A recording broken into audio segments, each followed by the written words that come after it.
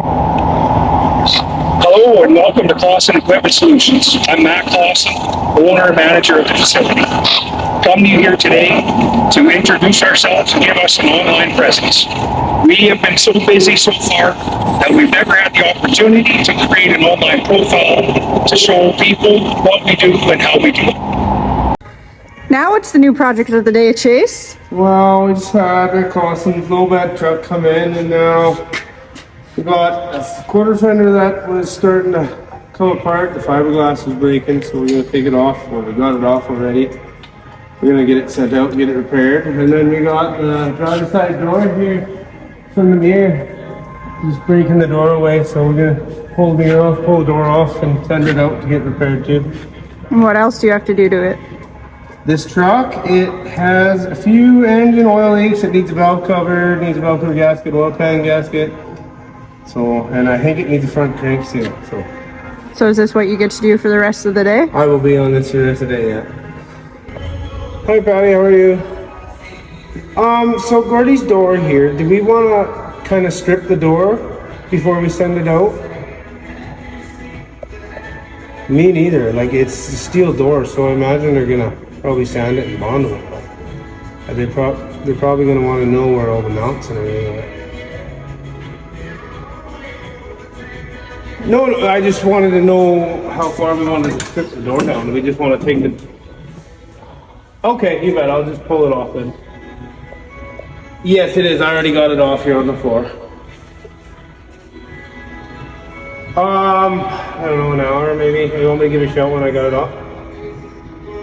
Okay, you bet. I will do. Bye-bye.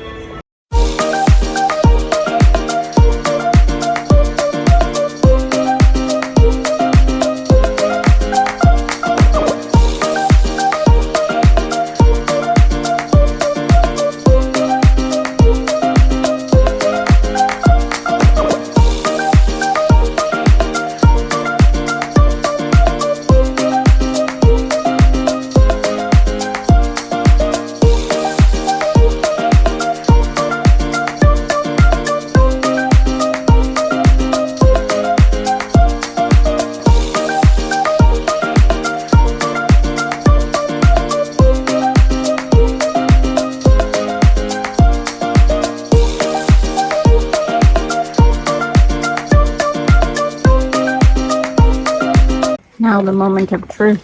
Yeah, now I can pull it off. Now I want to put these back in first, so they don't lose them in the door. Actually works.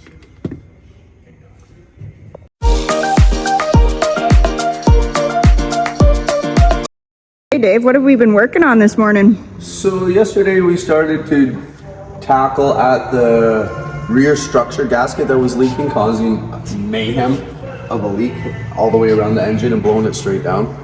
Last night we removed the hood, the radiator, so we were set up this morning for all the pumps and accessories to come off and stuff. We had to pull the fuel pump off of the back side of the structure here. We've had to take off an air compressor from the rear side of the structure.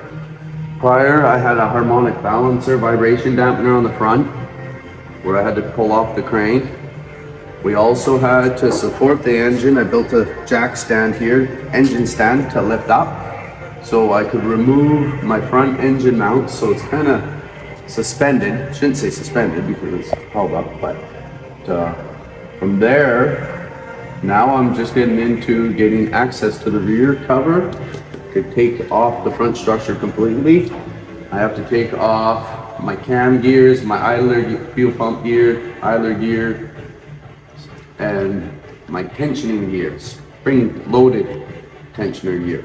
From here, I got to get some specifications and stuff. I've priorly yesterday timed it already on the front of our structures plate. There was some marks here before we removed it. The Cummins always have lines on them, so we lined up the vibration dampener here, TDC on this far side with this line before we pulled everything apart, just so all the gears and stuff should be tied. I went looked it over. There was no marks or pins on the gears, but before I pull any of them, I'm gonna center punch some of them. So when I put them back in, they're gonna be back in the same orientation. I'm also gonna pull the valve cover before I go any further too, just to confirm that I am on number one top dead center. And I just check my valves to make sure they're overlapping and both number one intake exhausts are loose. That way I confirmed I was timed top dead center before I start to pull any of these gears as well. So from here I'm just gonna go get some documentation of what I have to do next in the procedures of removing the front structure off of the engine. Right off of it says do not disassemble. We broke up there, would you? So the very first time gear, like the cam gear on the very top, Yeah. right on the facing of the plate says do not disassemble. So there's a couple things. So there's like they're inverted Torx keys, Allen head bolts, or inverted Torx bolt heads. Yeah. I'm not positive about the cam where it says do not disassemble. I'm thinking the external Torx head bolts are part of a spring loaded gear. So I wasn't positive if that's what they mean by do not disassemble. It doesn't mean not to pull the center bolt that goes to the cam. That bolts it to the cam. You know what I mean? Yeah. Then I got another, it's pretty in depth, but I got another tensioner here and it's a spring loaded tensioner, idler gear and stuff. And I'm just getting nervous about procedures and disassembling and stuff. I did start loosening all the bolts and stuff. I've made marks on all the gears. Like, so so on the flywheel of this mat, it has a B, a C. It also has a TDC marked on it, number one. And it also has timing pin marked on the flywheel. There's 3, 4, 5 marks on the flywheel. So I put TDC to the arrow. Yeah. And that's just a normal habit I Now got. that you're at the gears, do the gears have arrows? Meshing arrows? None of them do. Not one gear has a timing mark on it. The only, sorry, I shouldn't say that. There is an idler gear, and I would say between the cam and the crank, there's a couple idler gears, but one says oil pan, written right on it, with an arrow straight down, and it does line up. Okay. And then I have a V off of that one specific one, but it doesn't go mesh up with any other thing, but it does. And I took a slow video of it. Like I center punched every one of them. Yeah. And when you center punch them, they're hard to make them into, they're hardened gears, eh? You barely make a mark. So just in case, I center punched it and then I really colored good V's on it. Yeah. And it's only like, I'm just worried, you know what I mean? I'm scared to pull stuff and it just, yeah, I kind of wanted you to see or know what we were up against. I'm nervous, like on assembly, I know we're not worried about at the moment, but for assembly, we're gonna need some specifications and stuff, right? Yeah, I assume that. Okay. Yeah. So, I mean, I'm not gonna make it there today, I know that. Okay, I was hoping you would be able to come up, but like I said, I'm not gonna let you hold me up.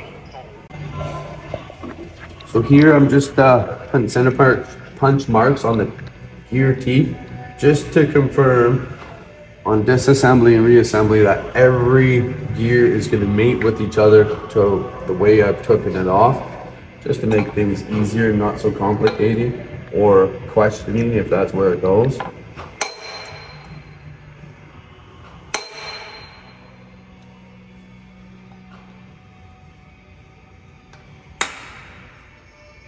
These teeth are so hard and the Rex punches to even do it.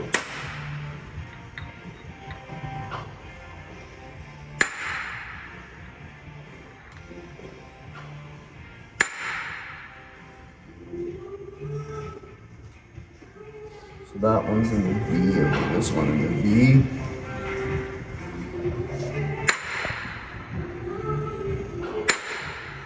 This one on the nipple.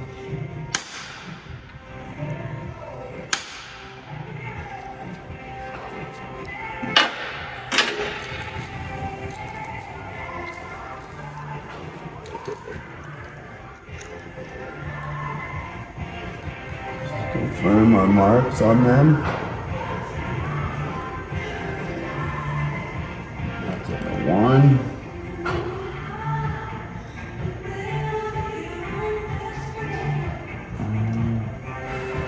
This one was right there.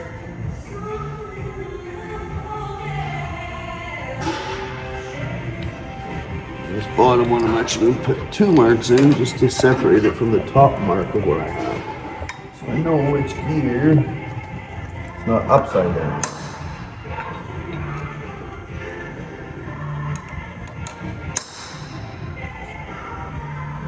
2 there, 1 on the top.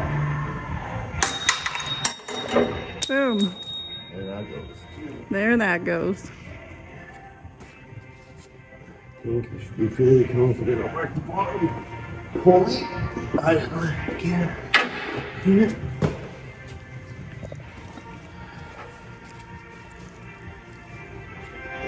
There is a timing mark on this one. It should go to my fuel pump.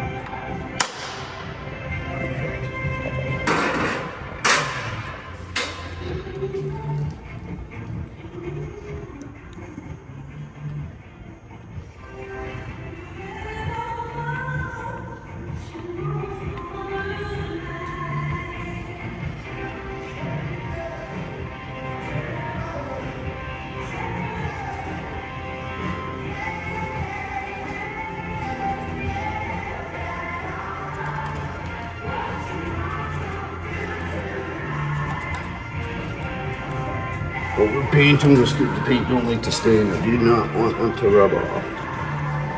Okay, now these specifications.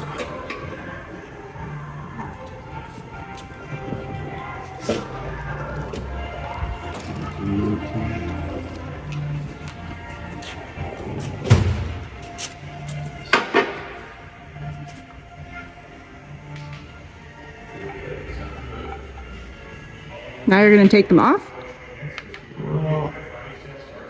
Yeah, I'm gonna have to take one off at a time. There's gonna be certain pullers, different pullers for different gears. Some of them may not require pullers and some may.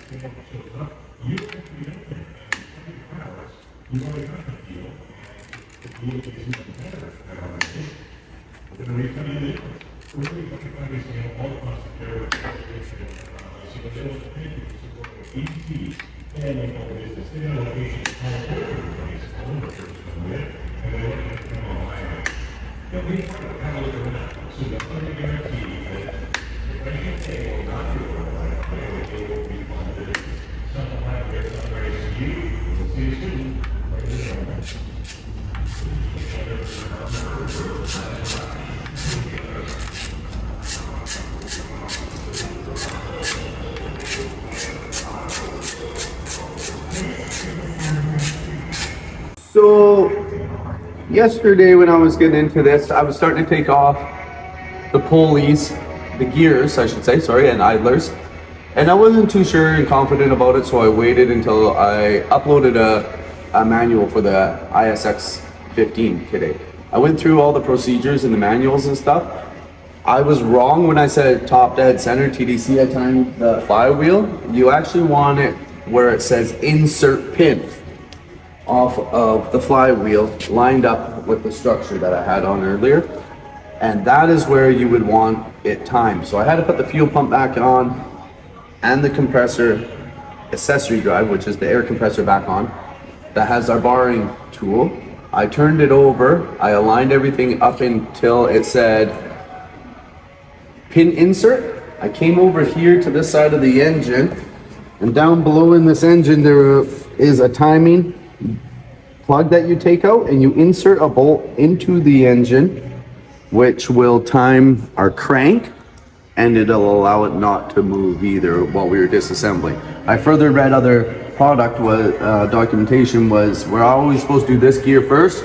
We back off our springs, only 2 bolts they say, and you got to back them all the way out So it'll relieve the vibration dampener to take up the vibration from the gears.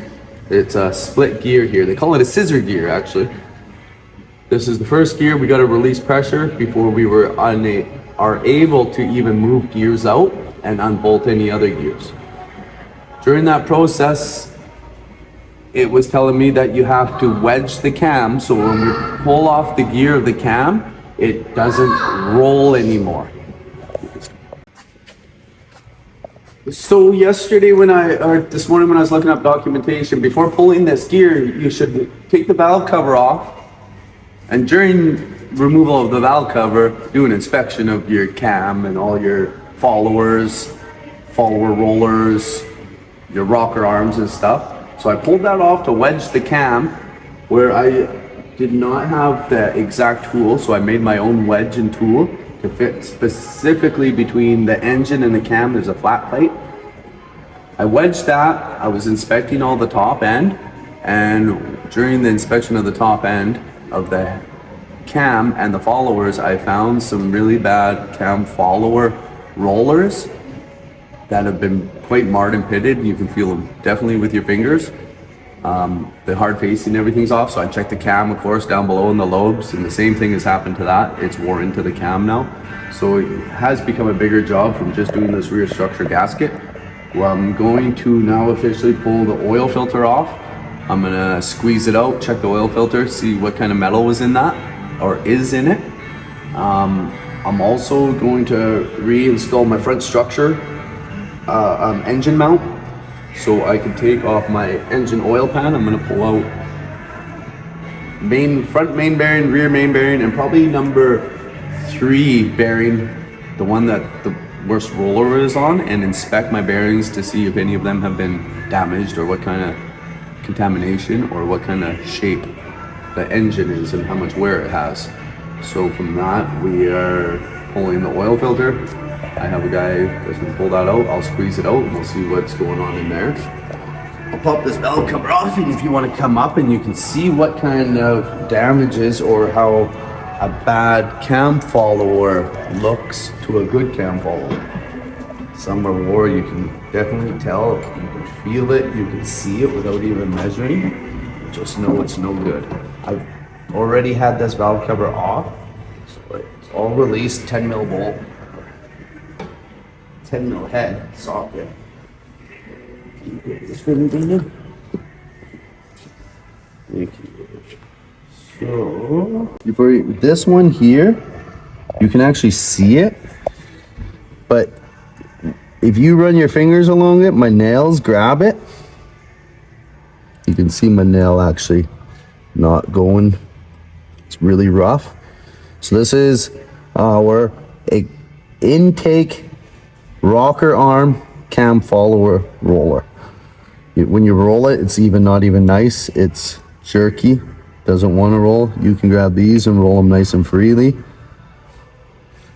If you zoom in, you can actually see a good, this one has quite a bit of damage to it, just the different color of it. It's lost its hard facing. You can actually feel it with your finger and your nail. Good, another bad one. This one is beyond bad. It has worn into my cam. Come over here, and if you zoom in, you can actually see that has worn into the cam lobe. That damage that's on that follower is the same kind of damage now that is down on that bottom cam. So from here, now I'm still going to proceed with my checking of the main bearings on the crank, and we're going to check the filter, and we're just going to proceed to see what is actually wrong and what we should be replacing, and if and all of it, or just separate parts. It'll tell us at the bottom end. We're probably going to end up putting main bearings in the bottom, connecting rod and crank bearings, but definitely the cam followers will be needing changed. I don't know if we're going to do the whole rocker arm themselves, or if we're going to actually disassemble them and just change the roller themselves, because they are replaceable. internally, so we can disassemble and replace the internal roller or parts in it instead of replacing the whole rocker arm itself. A lot cheaper to other people.